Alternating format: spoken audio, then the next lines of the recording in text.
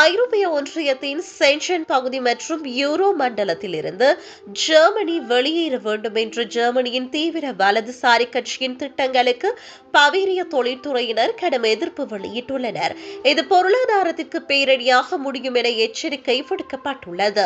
ஜெர்மனியில் ஐரோப்பிய நாடுகளுடனான வர்த்தகத்தை நம்பி மட்டுமே சுமார் 7.2 மில்லியன் வேலை வாய்ப்புகள் உள்ளதாக புரோக்னோஸ் நிறுவனத்தின் புதிய ஆய்வு சுட்டிக்காட்டுகிறது.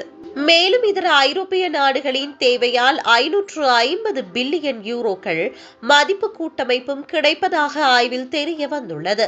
இத்தகைய யோசனைகள் ஜெர்மன் மற்றும் பவேரியாவின் பொருளாதாரத்தின் மீது நடத்தப்படும் நேரடி தாக்குதல் என்று பவேரிய வணிக சங்கத்தின் நிர்வாக இயக்குநர் பெர்ட்ராம் ப்ரோசார்ட் தெரிவித்துள்ளார்.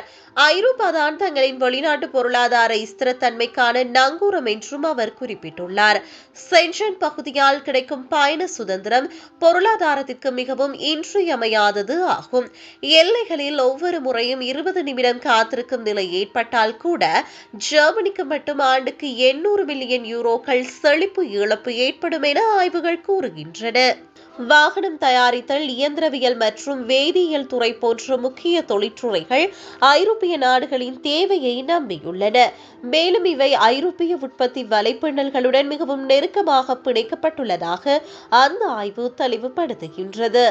யூரோ அறிமுகப்படுத்தப்படுவதற்கு முன்பு ஜெர்மனி சிறப்பாக இருந்தது என்று AfD தலைவர் ஆலைஸ் வைடலின் கருத்துக்கு வணிக சங்கம் கடும் அதிருப்தியை வெளிப்படுத்தியுள்ளது.